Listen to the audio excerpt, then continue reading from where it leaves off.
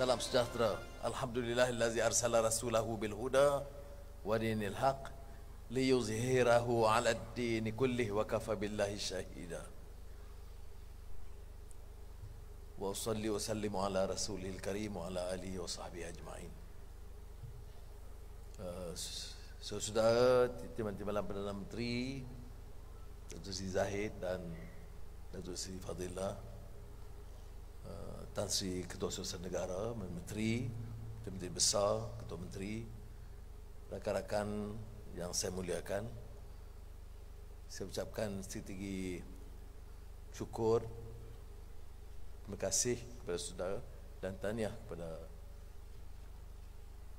Institut Darul Ihsan kerana menyelenggarakan majlis ini dalam tempoh yang agak singkat.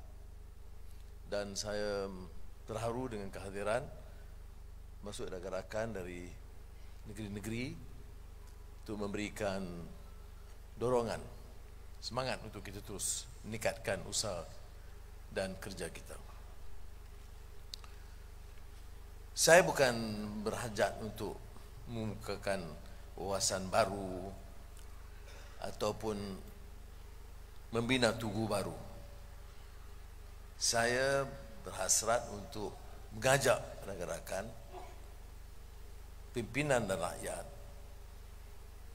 untuk menyedari bahawa kita memikul amanah yang agak besar dan memahami madani ini ialah sekadar menginsafi bahawa tanggungjawab kita mengangkat martabat insan sebagai karamah insaniah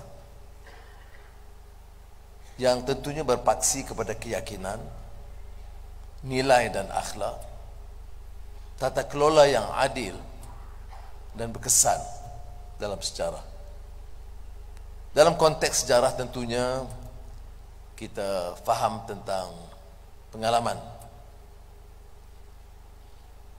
junjungan besar Muhammad sallallahu alaihi wasallam dalam konteks perjanjian Madinah yang dengan sendirinya membina kekuatan umat Islam dan umat manusia. Pemerkasaan ini, pemerkasaan yang muncul dari kekuatan dan semangat pribadi, membina keluarga dan masyarakat yang pada peringkat awal disebut Madinah dalam Saifah Madinah, tapi dari madani ini akan muncul kekuatan tamadun.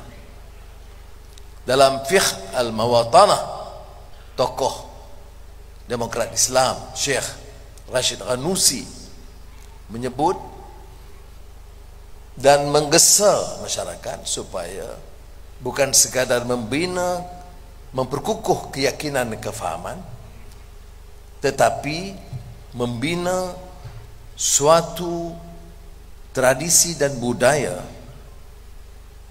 yang mampu membina tamadun kehidupan manusia. Amartya Sen, pemenang Nobel Ekonomi yang terkenal, menyatakan di antara lain, while democracy is not yet universally practiced, nor indeed uniformly accepted in the general climate of world opinion, democratic governance has now achieved the status of being taken to be generally right. Kata akar ini adalah democratic governance yang seringkali kita kesampingkan kerana hanya kita bicarakan soal demokrasi dan proses pilihan raya, mengenepikan bahawa demokrasi itu bermakna hanya sekiranya kita memertabatkan manusia, dignity of man, yang merangkul kekuatan baru, membangkitkan kesedaran baru dengan sistem dan tata kelola yang baik. Sebab itu dalam tempoh sebulan setengah yang lalu saya tidak meninggalkan soal intipati dalam pemerintahan, itu tata kelola yang baik. Negara mungkin membangun, negara mungkin runtuh.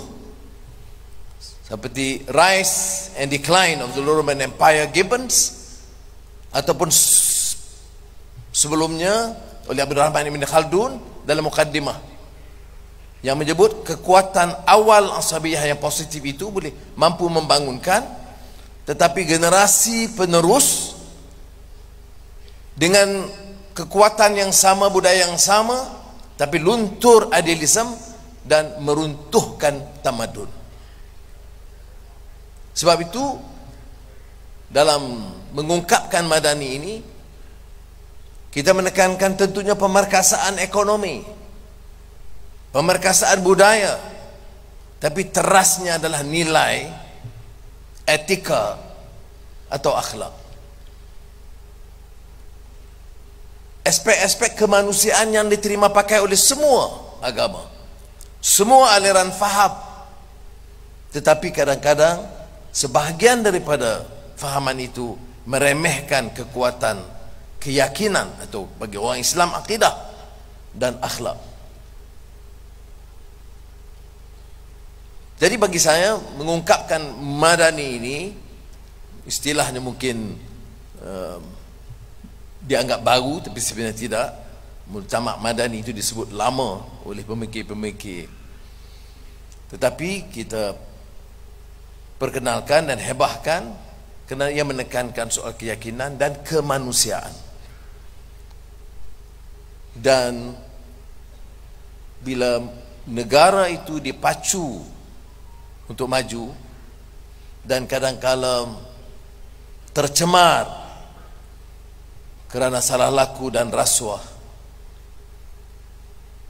runtuh nilai, maka perlu ada kesedaran bersama di kalangan kita untuk menghidupkan semula kekuatan leluhur bangsa dari semua kaum dan agama di Malaysia ini, bahawa ada nilai-nilai murni yang harus dihidupkan dan dikembangkan semula. Sementara kita bergelut dalam bidang ekonomi dan teknologi dan digital, kita pacu pertumbuhan, kita jangan tinggalkan nilai dan kemanusiaan. Kerana meninggalkannya bermakna kita akan menerima pahaman dan mula mengalah dan permisif, tanpa mengira latar belakang, kadang-kadang di kalangan agamawan, kadang-kadang di kalangan sarjana, tetapi permissiveness sudah menembusi keyakinan kita. Faham kabilah menyebabkan kita mudah kompromi dengan rasuah dan penyelewengan, penindasan. Membangunkan kota-kota besar tanpa memikirkan nasib rakyat yang terhimpit di bawahnya. Peduli tentang gedung-gedung pasaran yang baru, tapi tidak peduli tentang kedudukan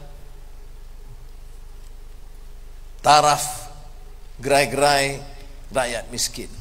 Ini sebagai contoh-contoh di mana elemen karamah insaniah itu diremehkan dalam tata kelola pemerintahan.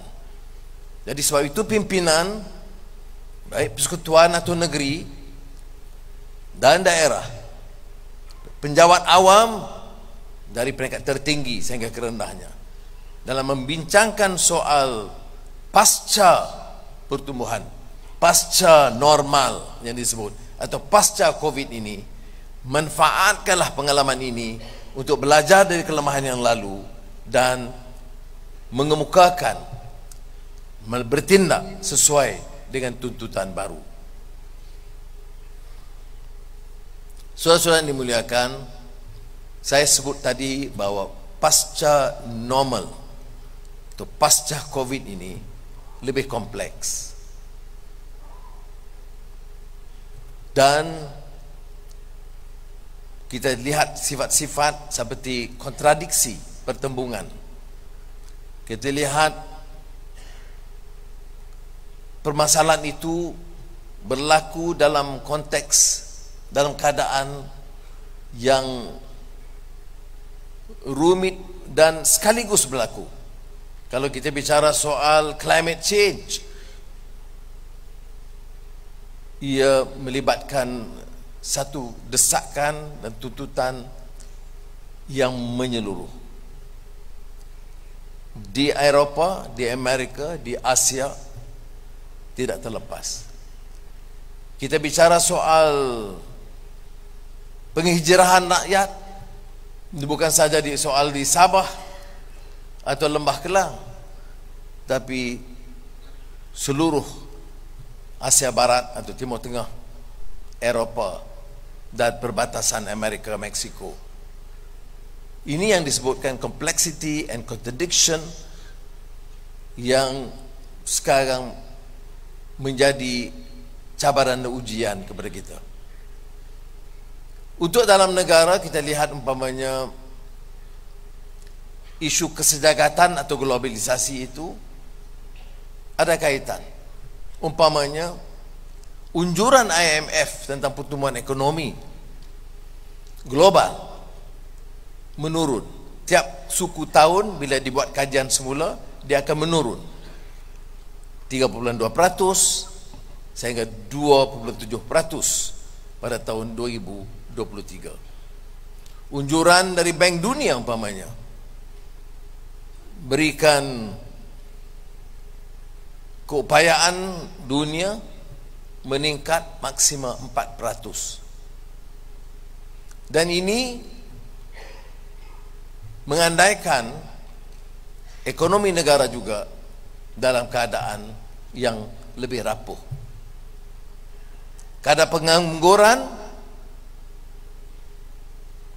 walaupun umumnya sedikit menurun, tetapi menyangkut masalah belia dan wanita. Saya sebut hal-hal yang sedemikian ini untuk menunjukkan bahawa kaedah dan cara lama kita tidak dapat menyelesaikan masalah negara kita. Dan untuk terpukau dengan angka-angka juga tidak mungkin dapat membantu. Maka kita harus menamatkan salah satu ukuran kemajuan dengan pertumbuhan ekonomi saja. Ini obsession atau kegairahan menyebut angka pertumbuhan, angka pelaburan asing tanpa menekan atau angka-angka tanpa menekankan kesan dan akibat kepada manusia seluruhnya. Itu bagi saya tidak akan membantu. Kita sebut umpamanya kadar inflasi 4%, tapi inflasi makanan 7%. Kita sebut pengangguran belia dan wanita jauh lebih tinggi. Jadi sebab itu, atau kadar kemiskinan tegar yang menurun. Tapi seperti mana saya sebut, kalau meminjam pendapat Einstein, everything that can be counted does not necessarily count. Everything that counts cannot necessarily be counted. Maknanya kalau saudara itu masuk kategori, keluarga itu masuk kategori miskin tegar, saudara tidak akan terpukau dengan angka. Saudara akan bergelut dengan permasalahan hidup. Kalau saudara anak muda yang menganggur, saudara tidak akan terpukau dengan angka bahawa kadar pengangguran menurun kerana tidak ada jaminan masa depan saudara.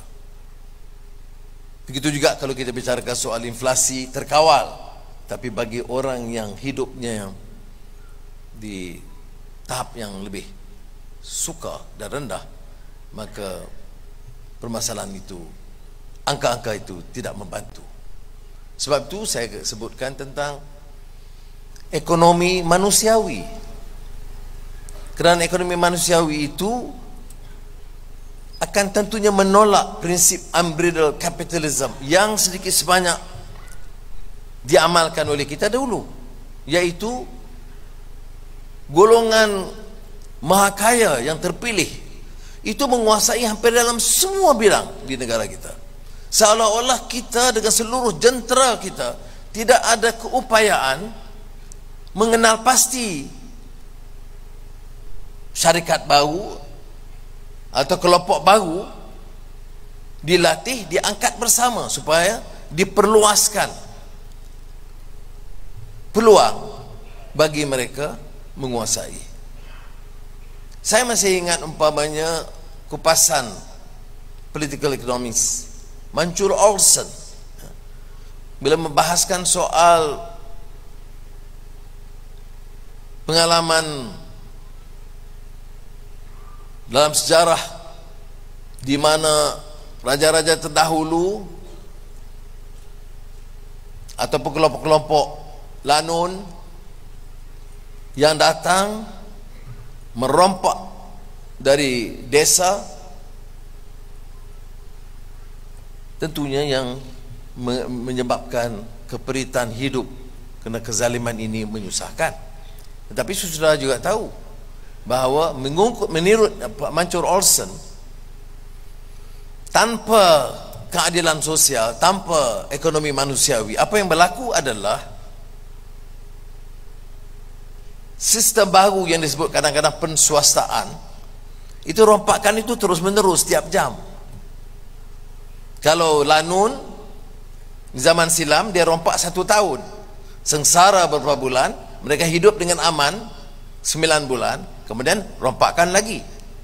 Dalam sistem yang tidak adil atas nama penswastaan atau apa saja, jika tidak dikawal dengan kekuatan politik yang telus dengan tata kelola yang baik, akan menyebabkan rompakan itu berlaku terus menerus. Tiap minit kegunaan elektrik, tiap minit kegunaan air umpamanya akan menyebabkan rompakan kecil yang berterusan tiap minit, tiap bulan, tiap tahun.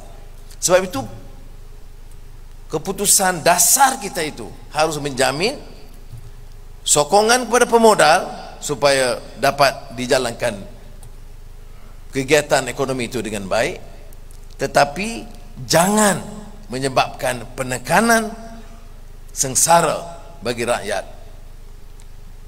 di bawah.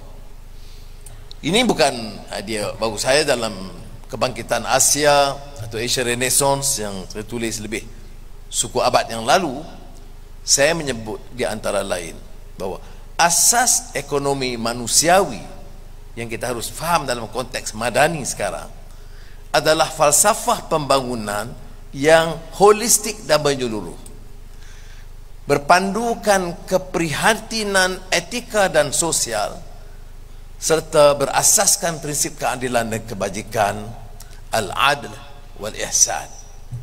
Maknanya mengurus ekonomi sedemikian dengan mengambil kira faktor apa yang pernah disebut sebagai dimensi manusiawi atau dimensi insan. Tidak ada kemanusiaan insan kalau kita memilih untuk mencemuh sesama manusia berdasarkan warna kulitnya atau daerahnya. Kerana madani itu menuntut kita punyai nilai dan etika dan memuliakan dan mengangkat martabat insan seperti yang disebut dalam Al-Quran, walaqad karramna bani Adam.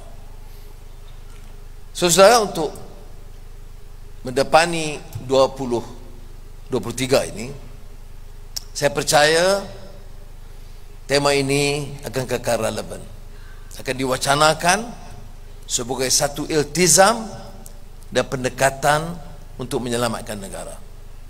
Saya tidak mau mengungkit pengalaman-pengalaman yang lalu. Ada kekuatannya, ada kelemahannya tentu. Mana sumbangan kekuatan yang baik kita manfaatkan tanpa mengira dari blok mana atau parti mana atau faham mana. Tetapi semua kelemahan-kelemahan dulu mesti dihentikan. Dan kelemahan terbesar bagi saya ialah cara mengurus, menggunakan ruang untuk memperkayakan kelompok-kelompok kecil. Saya yakin sekiranya kita dapat urus tadbir dengan baik, kita dapat mendepani kemelut ekonomi mendatang ini dengan jauh lebih yakin. Semalam rakan-rakan jemaah menteri menelusuri laporan Ketua Audit Negara 2021. Sekiranya dapat diperbaiki kelemahan-kelemahan yang disebut berulang kali selama berpuluh tahun oleh Ketua Audit Negara, oleh pimpinan politik dan penjawat awam, saya yakin 5-6 bilion ringgit boleh diselamatkan. Itu dari laporan Ketua Audit Negara. Dan dari kajian projek-projek besar, dan termasuk kekuatan badan penguatkuasaan, sekiranya dijalankan dengan teliti, telus dan bertanggungjawab, saya yakin berbilion ringgit lagi boleh diselamatkan. Lalu kalau kata dana kita ini kurang 15 bilion, pengurusan yang cekap dan baik itu boleh menyelamatkan 15 bilion tanpa projek-projek baru atau ikhtiar dan inisiatif baru. Inilah cabaran kita yang tidak mungkin dilaksanakan dengan jemaah menteri sahaja, tetapi dengan seluruh kekuatan yang ada. Sebab itu teras yang disebut dalam Madani ini tidak sama sekali boleh mengenepikan apa yang disebut sebagai tunggak mendirikan sistem atau menegakkan sistem yang lebih mampan, kerana kemampanan ekonomi itu bagi sebuah negara dengan tata kelola yang baik adalah ukuran utama untuk menjamin. Maka semua langkah-langkah yang insya-Allah akan diumumkan dalam belanjawan 24 Februari ini akan mengembalikan kita kepada beberapa asas, percepatkan kelulusan, menghentikan kaedah mendapat komisen yang bukan hak kita. Ini semua boleh menambah keyakinan dengan menegakkan sistem atau negara hukum yang tidak akan memilih bulu dalam melaksanakan tanggungjawab mereka, dan tidak juga menindas atau menekan individu atau puak yang tidak mendukung kita. Jadi ini yang disebut sebagai jentera kerajaan yang bertanggungjawab, melaksanakan dasar-dasar, berfungsi secara optimal, dan kita selesaikan isu tata kelola dengan penyelarasan dan koordinasi. Tapi ia harus bermula dengan pengurusan atasan. Insya-Allah roda ekonomi kita mampu berputar semula, bahkan dengan lebih laju dan pesat lagi. Keutamaan strategik ini boleh kita cerakin seperti berikut, dan saya harap akan mendapat kerjasama sepenuhnya. Tidak boleh diterima negara yang merdeka lebih 6 abad membiarkan segelintir rakyat miskin kota atau desa atau pedalaman Sabah dan Sarawak, walaupun jumlahnya dan angka-angka ini menurun ketimbang penilaian dulu, tetapi setakat Julai 2022 dalam angka kajian yang terakhir masih ada 136,000 isi rumah dalam kategori miskin sekar. Adalah mengaibkan dan memalukan kalau kita izinkan kelompok ini bersama 308,000 isi rumah dalam kategori miskin dan pimpinan hidup dengan mewah dan terus mengutip habuan yang bukan hak mereka.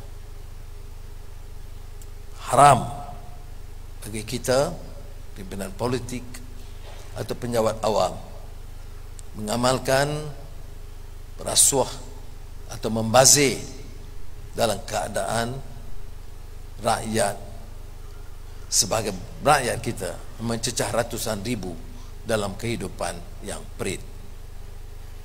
Jabatan Perangkaan Malaysia umpamanya masih mendedahkan bahawa 20% daripada kumpulan isi rumah M40 telah beralih kepada kumpulan B40. Susulan pelaksanaan PKP yang kita dapat mengerti dan juga bencana COVID. Tetapi ini bukan alasan untuk kita membiarkan keadaan ini berterusan tanpa langkah yang lebih berani. Saya tentu soal pendapatan, tetapi percayalah ukuran kadar kemiskinan mesti berubah. Selain pendapatan, ialah diberi ukuran kemiskinan pelbagai dimensi, disebut multi-dimensional index untuk mengukur kemiskinan. Ini lebih adil. Rakyat umumnya dan kita dalam kategori yang lebih atas ukur pendapatan itu dari segi yang lain, ya. Rumah dan kenderaan dan keselesaan hidup dan pendidikan anak-anak. Tetapi bila ukur kadar kemiskinan hanya pendapatan, sebab itu ia harus diperluaskan, dan ini telah pun dimulakan sebelum ini, dan saya mahu perkara ini insya-Allah dilengkapkan, barulah disebutkan masyarakat itu benar-benar madani yang ada keprihatinan, ada ihsan, ada rahmah dalam menjalankan tugas mereka. Saudara-saudara yang dimuliakan, yang kedua tadi membahas kemiskinan, yang kedua ialah penstrukturan semula ekonomi negara. Sebahagiannya saya telah singgung tatkala menyebut tentang kemampanan itu bukan sahaja dari angka dan gedung, tetapi keselesaan rakyat umumnya. Maka dalam menentukan dasar ekonomi kita, keutamaan itu harus dianjak daripada melihat kepada projek-projek raksasa kepada projek yang boleh membantu jumlah rakyat yang terbanyak. Keutamaan kita seperti mana saya tekankan dalam penstrukturan ekonomi ini dan pemulihan dan menjana ekonomi dalam kategori keutamaan ketiga ini termasuklah bidang ekonomi hijau dan renewable energy, soal digital yang merupakan cabaran baru, dan tentunya aspek-aspek yang kita tinggalkan dulu yang harus diangkat semula, termasuk bidang perkhidmatan, pelancongan dan industri teknologi tinggi. Tumpuan juga diberikan kepada PKS. Semua kontrak-kontrak besar negara kita berikan kepada konglomerat atasan.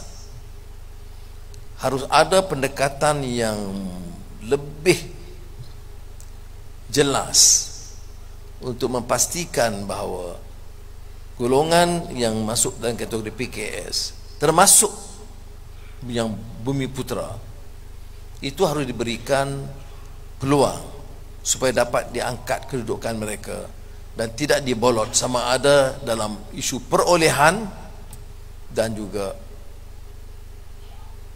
kontrak-kontrak besar oleh kerajaan. PKS umpamanya, peranan setakat ini di seluruh negara membentuk 97.2% daripada jumlah keseluruhan syarikat-syarikat perniagaan di Malaysia, membayar upah kepada hampir 70% tenaga kerja negara. Jadi perkembangan kemajuan PKS itu lebih bermakna daripada mendukung kelompok konglomerat yang terpilih. Saya tidak bermaksud untuk menafikan peluang mereka untuk bersama, bersaing, tetapi dari segi dasar kerajaan mestilah beralih sedikit, anjak sedikit daripada pendekatan yang lama, persaingan di kalangan syarikat-syarikat besar atasan.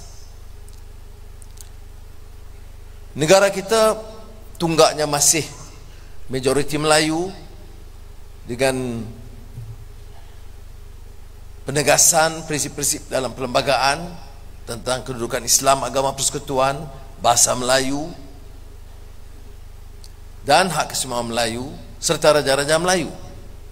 Tetapi negara ini adalah negara pelbagai kaum. Kita tidak mahu negara ini dikembangkan dengan membiarkan segolongan daripada rakyat kita, sama ada kaum minoriti atau kaum miskin dari semua kaum atau kawasan pendalaman, apatah lagi Sabah Sarawak, masih terus memikir mereka ini terpinggir dan tersisih. Tanggungjawab kita dalam membawa usul Madani ini itulah merangkul semua kekuatan ini. Kalau ada yang terpinggir, termasuk majoriti Melayu dan Putera miskin dan miskin tegar, tanggungjawab kita ialah berikhtiar sedaya upaya kita untuk menyelamatkan mereka, membebaskan mereka dari belenggu kemiskinan. Saya gunakan istilah membebaskan seperti mana fakku raqabah dalam Al-Balad. Itu membebaskan itu tidak bermakna memberikan bantuan supaya mereka akan terus bergantung kepada sumbangan kerajaan yang disebut dependency syndrome, sindrom kebergantungan, selama-lamanya akan bergantung dan mereka tidak dibebaskan. Pendekatan kita harus membebaskan mereka daripada belenggu ini supaya mereka betul-betul hirup udara merdeka di Malaysia ini. Di samping itu kita harus juga sedar bahawa ada golongan masyarakat minoriti di negara kita, sama ada China atau India, yang merasakan seolah-olah ada pendekatan untuk meminggirkan mereka atau merendahkan martabat mereka. Saya ingin beri jaminan bahawa kerajaan perpaduan tidak akan mengizinkan dasar ini berlaku. Lebih-lebih lagi untuk Sabah Sarawak, dari awal saya dah minta TPM Datuk Seri Fadilah untuk mengetuai pasukan menyelesaikan masalah yang mengguris perasaan orang Sabah dan Sarawak. Sebahagiannya betul, sebahagiannya itu sentimen yang tertanam. Saya minta beliau dan berikan ruang sepenuhnya untuk menyelesaikan semua yang tertunggak. Ada yang menasabah, ada yang tidak menasabah. Umpamanya untuk membina klinik kecil harga 10 juta ringgit, itu mesti rujuk ke ibu pejabat di Putrajaya dan dia mengambil masa terlalu panjang. Maka kita dah putuskan di antara lain semua projek, kerana Sabah Sarawak ini kategorinya itu walaupun istilahnya dia pertikai, tapi kategorinya itu wilayah. Dalam perjanjian Malaysia 63 itu semenanjung tanah Melayu, Sabah dan Sarawak. Itu bukan soal saya lagi. Saya hanya mewarisi satu keadaan dan perjanjian itu telah dimeterai dan disepakati oleh pimpinan besar kita. Maka tanggungjawab kita ialah melaksanakan apa yang dijanjikan. Aufu bil uqud. Mana mungkin setelah 60 tahun kita tak boleh beri dia hak untuk memutuskan dan melaksanakan projek 10 juta dengan sendiri dan mesti gunakan kekuatan persekutuan. Maka sebab itu kita dah luluskan. Itu di antara lain. Yang lainnya akan kita umumkan esok kerana kita akan mesyuarat Janjian Malaysia 63 MA63 di Kuching, Sarawak. Dan insya-Allah sebahagian besar hal yang lain boleh kita selesaikan. Saya sengaja menekankan di peringkat akhir ini tentang keperluan menyelamatkan rakyat yang majoriti Melayu Bumi Putera, dan keperluan untuk membangunkan semangat warga negara bersama dengan semua kaum. Itu sangat penting. Ya. Saya tahu sentimen kaum itu memang menarik. Ini dia katakan siege mentality, ditanam semangat kita ini under threat. Saya nak beritahu, yang under threat itu bukan soal kaum. Yang under threat itu, kalau rasa cemas dan tertekan itu, ialah kerana pimpinan yang rasuah dan bongkak, bukan rakyat jelata. Mudah-mudahan insya-Allah kita dapat perbaiki keadaan ini dan meninggalkan ini sebagai episod dan pengalaman lama untuk catatan sejarah, dan kita mulakan sejarah baru. Dari pelbagai lapangan pengalaman, saya percaya dengan semangat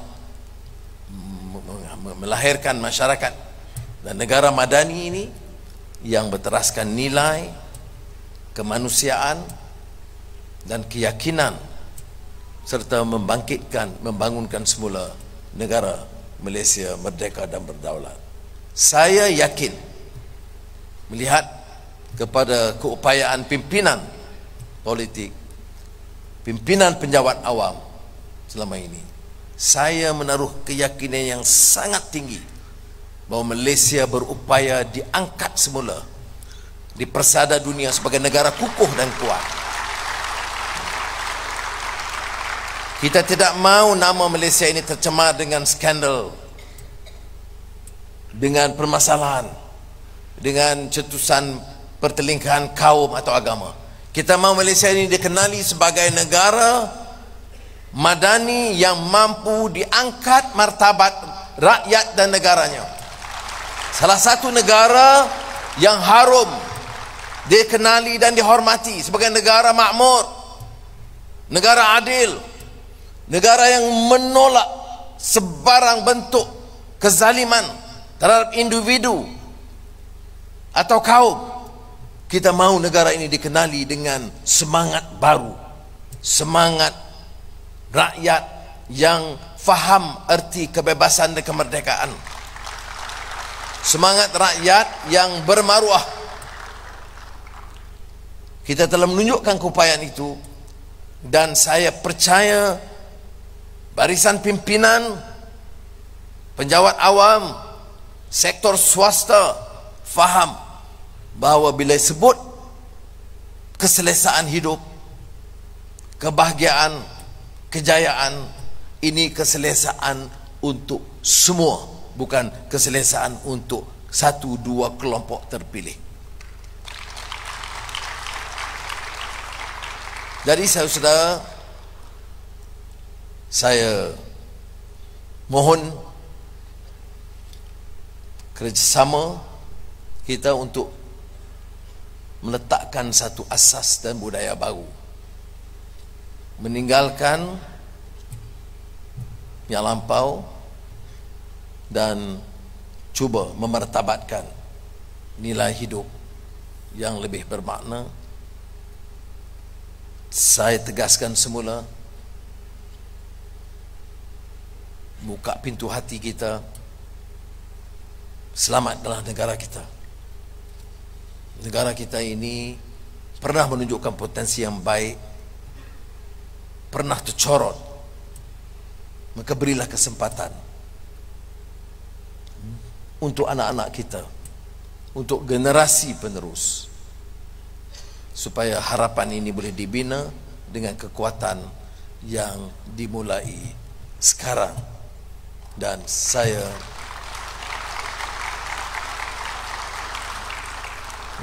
menaruh keyakinan dengan rakan-rakan saya, bukan saja dalam jemaah menteri tapi dalam politik umumnya. Dan kita akan lihat umpamanya perjalanan parlimen akan datang, saya harap lebih siuman, lebih tenang,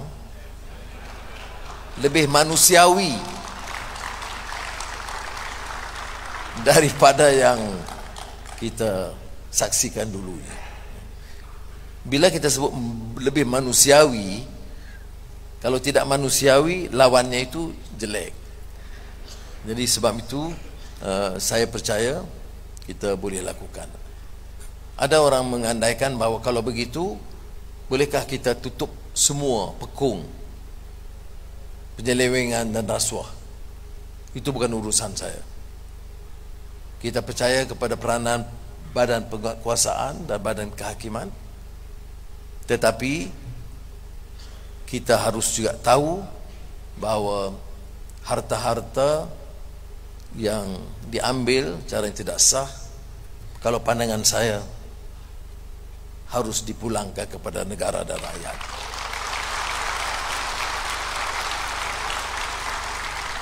Soal penyiksaan pribadi, banyak sudah kita maafkan. Tetapi negara ini, saudara, mesti diselamatkan.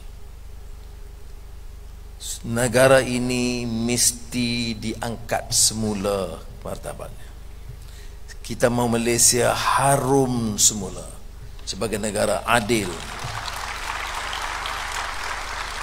ada martabatnya dan adil kepada rakyatnya. Rakyatnya dari semua kaum dan semua agama dan semua pelusuk kampung dan pedalaman. Sebab itu dalam beberapa isu diangkat, termasuk MA 63, dan hari ini saya ke Sarawak selepas ini, saya nak berikan mesej yang sama. Kalau ada kegelisahan yang berasas, tanggungjawab kita untuk selesaikan sama. Sebab kita lihat rakyat ini punyai peranan yang sama dan tidak boleh diabaikan hak mereka. Saya pernah menyatakan kepada rakan-rakan, saya rasa bingung mengapa hal-hal kecil ini tidak boleh dibereskan. Mengapa tidak ada semangat setia kawan, keyakinan untuk membantu meredakan tekanan ini. Jawapan mereka, kita perlukan pengarahan yang jelas dan dasar yang jelas, ketelusan, pertanggungjawaban, democratic accountability, democratic governance. Maka saya jawab, ini jawapan saya, ya, kita akan bersama betulkan ketimpangan yang lalu dan kita akan tegakkan democratic governance di negara kita. Terima kasih. Wassalamualaikum warahmatullahi wabarakatuh.